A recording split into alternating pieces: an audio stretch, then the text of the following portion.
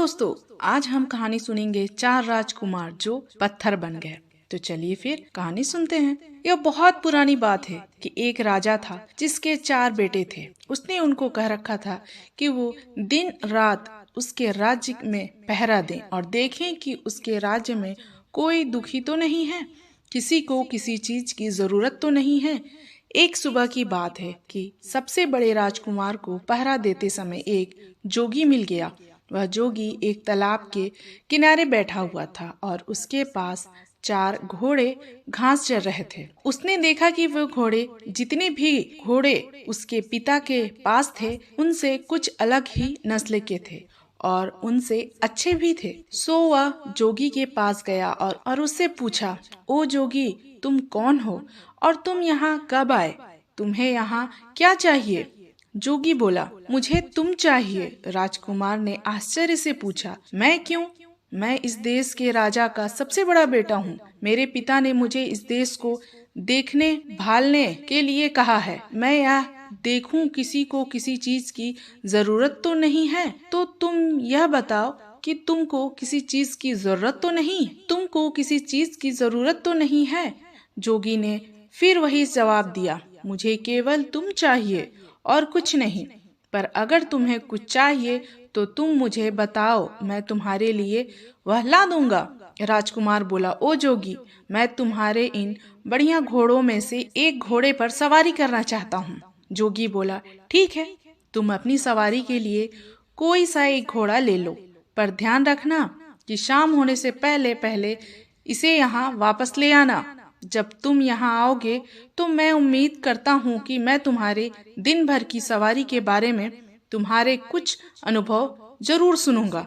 राजकुमार ने एक घोड़ा चुना और उस पर सवार हो गया। उस पर सवार होकर चल दिया। जैसे ही राजकुमार उस घोड़े पर चढ़ा तो वह घोड़े ने तो बहुत तेजी से भागना शुरू कर दिया और वह एक जंगल की तरफ जा रहा था। वह एक सब्जी के बगीचे के पास जाकर रुक गया। उस बगीचे के चारों तरफ ऐसी बाड़ लगी थी जिसके अंदर कोई नहीं घुस सकता था। राजकुमार जंगल की तरफ कुछ दूर और गया और फिर वहां से लौटने लगा। जब वह वापस लौट रहा था तो उसने देखा वह सब्जी के बगीचे के बाड़े में लगे सारे डंडे हंसिया बन गए हैं और बगीचे में से सब्जियां काट रहे हैं। यह देख कर उसे आश्चर्य तो बहुत हुआ, पर उसकी वजह उसकी समझ में नहीं आई कि ऐसा कैसे हुआ। वह वहां से चलकर जोगी के पास आ गया। जोगी ने उससे पूछा, उसकी घोड़े की सवारी कैसी रही? उसने रास्ते में क्या कुछ देखा? राजकुमार बोला, मैंने एक बगीचा देखा जिसके चारों तरफ एक ऐसी बाड़ लगी हुई थी जिसमें से अंदर जाना नामुमकिन था। मैं उससे थोड़ा और आगे चला गया। फिर जब मैं वापस लौट कर आया तो देखा कि उसी बाड़ के डंडे हंसिया बने उस बगीचे में से सब्जी काट रहे हैं। जोगी ने पूछा, जानते हो इसका क्या मतलब है? राजकुमार बोला, नहीं, मैं नहीं जानता। जोगी बोला, नहीं जानते? और तुम्हारे पिता ने तुमको इस राज्य की देखभाल करने के लिए कहा है। जाओ, तुम पत्थर के हो जाओ। जोगी के यह कहते ही राजकुमार पत्थर का हो गया। अगली सुबह राजा का दूसरा बेटा शहर की देखभाल के लिए निकला। वह भी उसी जोगी के पास पहुंच गया। उसने भी जोगी के बढ़िया घोड़े देखे तो वह भी उन बढ़िया घोड़ों को देखकर बहुत खुश हो गया। वह भी जोगी के पास रुका और उससे पूछा कि वह कौन है और वह कहाँ से आया है। जोगी बोला, मैं यहाँ इस देश में कुछ दिनों से घूम रहा हूँ। ये चारों घोड़े मेरे हैं। क्या तुम इनमें से किसी एक घोड़े की सवारी करना चाहोगे? कल राजा का सबसे बड़ा बेटा यहाँ आया था। उसने इनमें से एक घोड़े की सवारी करनी चाहिए।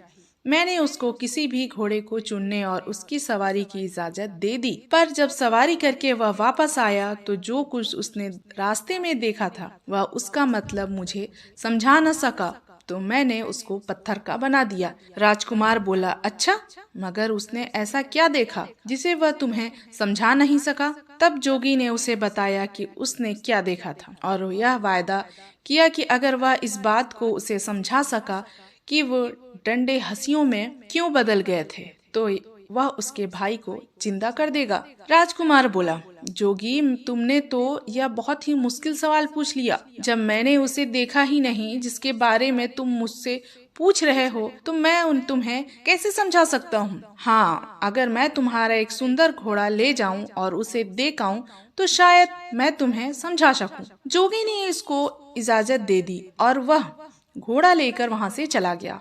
वह घोड़ा भी उसको एक जंगल की तरफ ले गया।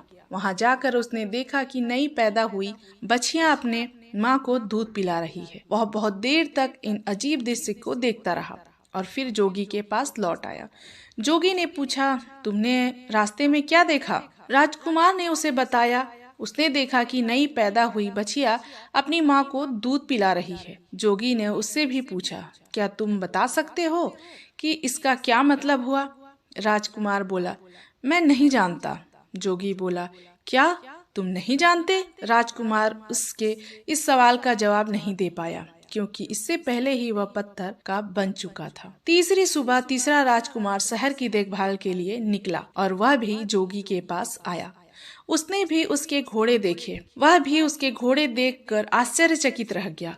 उसने उससे पूछा कि वह कौन था और उसको इतने सुंदर घोड़े कहाँ से मिले। उसके इन सवालों पर ध्यान न देते हुए जोगी ने उससे उसके पास बैठ जाने के लिए कहा। बातों बातों में उसने पता लगा लिया कि यह भी राजकुमार था और अपने दो बड़े भाइयों की खोज में निकला था। उसने उसको बता दिया कि उसके दोनों बड़े भाइयों के साथ क्या हुआ। फिर उसने बाद में उससे यह भी कहा कि वह उसके दोनों भाइयों को जिंदा कर देगा अगर वह बता दे कि बाड़े के डंडे हंसियों में क्यों बदल गए थे और नई पैदा हुई बछिया अपनी माँ को दूध क्यों पिला रही थी। राजकुमार बोला, बहुत बहुत धन्यवाद। अगर आप मुझे अपना एक घोड़ा दे दो तो मैं इन अजीब चीजों को देखकर आ सकता हूँ और तब शायद आपको समझा सकूं। जोगी बोला, हाँ हाँ, क्यों नहीं, तुम इनमें से कोई सा घोड़ा ले लो, मगर ध्यान रखना कि शाम होने से पहले ही यहाँ वापस आ जाना। राजकुमार ने उन घोड़ों में से एक घोड़ा लिया और उस पर सवार होकर चल दिया। वह घोड़ा भी उसको जंगल की तरफ ले गया जहाँ उसने देखा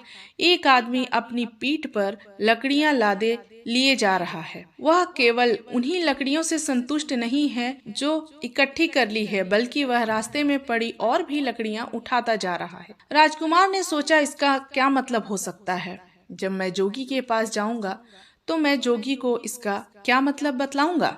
अफसोस, यह राजकुमार भी इस दृश्य का मतलब समझाने में नाकामयाब रहा और जोगी ने इसको भी पत्थर में बदल दिया। अगली सुबह राजा का चौथा और आखिरी बेटा शहर की देखभाल के लिए और अपने भाइयों को ढूंढने के लिए निकला तो वह भी जोगी के पास आ पहुंचा। उसने जोगी को प्रणाम किया और उससे पूछा, क्या उसने उसके तीनों भाइयों को देखा है?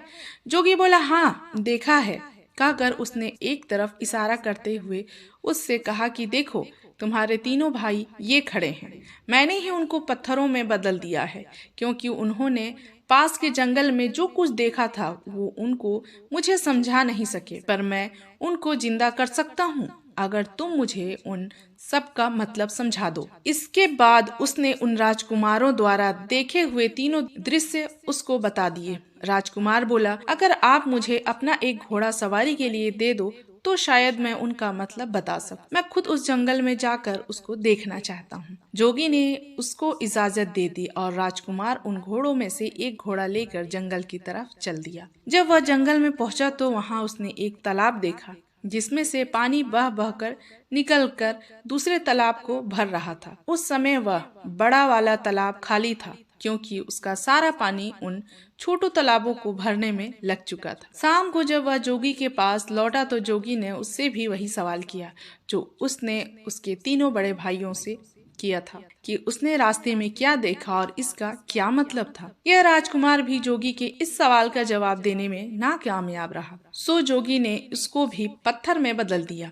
जब राजा को पता चला कि कई दिनों से उसके चारों बेटों में से किसी का भी कोई पता नहीं है तो उसको शक हुआ कि उसके बेटों पर जरूर ही कोई मुसीबत आ पड़ी है। अब वह खुद उसको ढूंढने के लिए निकल पड़ा। ढूंढते ढूंढते वह भी जोगी के पास आया। उसने भी जोगी से पूछा, जोगी जी, क्या आपने मेरे चारों बेटों को कहीं देखा है? जोगी एक तरफ खड़े चार पत्थर के खंभों की तरह इशारा कर दिया। राजा यह देखकर सकते में आ गया। उसके मुंह से निकला, कहीं आपका यह मतलब तो नहीं वे पत्थर में बदल गए? जोगी बोला, हाँ ये ही है वो।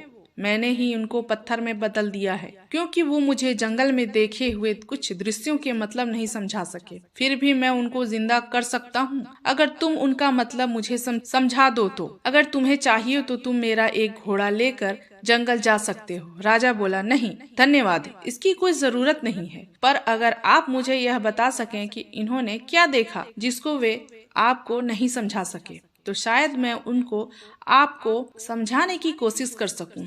तब जोगी बोला, राजन, तुम्हारे सबसे बड़े बेटे ने जंगल में एक सब्जी का बागीचा देखा जिसके चारों तरफ ऐसी बाड़ लगी थी जिसको पार कर उसके अंदर जाना नामुमकिन था।